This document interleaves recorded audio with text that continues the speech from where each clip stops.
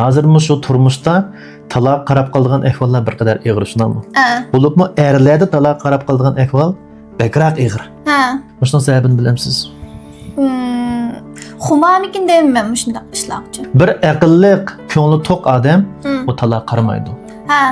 Chunki bu aqlli odam o'zininki taloq qarab qolsa, qalaymiqan ayshi ishratda o'zininki energiyasining hatta o'zininki taqdir ssenariyasining buzilib bulg'unib ketadiganligini bak yaxshi biladi.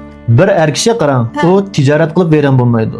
U kasallik qilib yo bo'lmasa bir jafo mushaqqat besilib beran bo'lmaydi-ku. Uni mushunda qalaymiqan jinsiy munosabat vayron qiladi. Ya'ni teshidagi ayol kishi qoni vayron qiladi-ku. Buni aqlli, ko'ngli to'q erlar nayt yaxshi biladi. Yani fizikada bir ufqum bor, Liang Zhiuchen, kvantlarning chirmishi debchi. Ikki kvantni chirmishib qolgandan boshlab, bu ikki kvantni qanday yo'lga olib ketishdan qat'iy nazar, zamon, makonning cheklamasi kuchirmay, fizikalik xususiyatlar o'xshash bo'ldi, bir-birining ta'siriga uchraydi. Birisi qanday qilsa, yana birisi shunday midraydi. Shuningdek, endi mush ayollar jinsiy munosabat o'tkazgandan keyin, mush bir-biri bilan bunday chirmishish holati kirdi qarang. Bular energiya almashtirdi, taqdir ssenariyasini ham baharlaydi.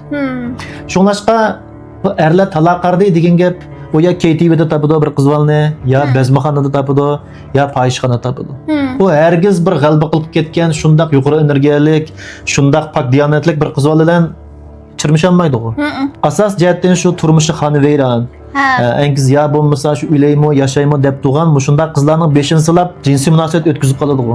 Shunga bundaq vaqtida shu er kishi bilan shu ayol kishiniki energiya maydoni, taqdir ssenariyasi chirmishidi degan.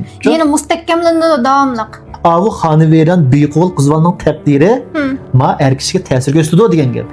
Tushundingizmi? Shunlashqa bizning energiyamiz bundaq yuqoridan tuvanga jumlab ketgandan keyin, taqdir ssenariyamiz bunda bulg'unib ketgandan keyin uni tozalashga 5-6 yilda 10 yil balkim bir umr vaqtimiz yetmasligi mumkin-ku. Shunlashqa bir aqlli er kishi onun ko'ngli to'q bo'ldi, albatta ayol kishimi shu. Uning ko'ngli to'q bo'ldi, albatta uning ma'vusi bo'ldi, lekin uningki havaslarini qandiradigan texnik yuqori sifatlik ya kasb bo'ladi, ya bolalar bo'ladi, ya bo'lmasa buni o'rganayotgan narsalari bo'ladi, ya bir muzikalar bo'ladi. Shundaq latofatlik bir havas eg'izi bo'ladi.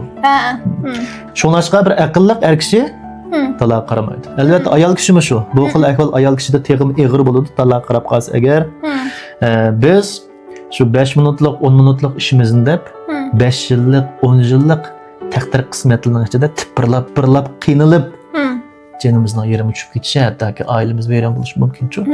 Shunlashqa bu tabiat dunyosida hech qanday bir narsa ko'ringandek undaq oddiy emas, haqsiz emas, hammasiningki bedeli bor.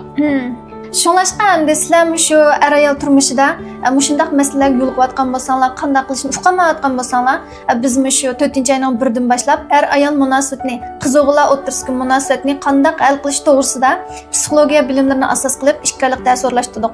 Bizning boshpatda aloqalash undarimiz bor.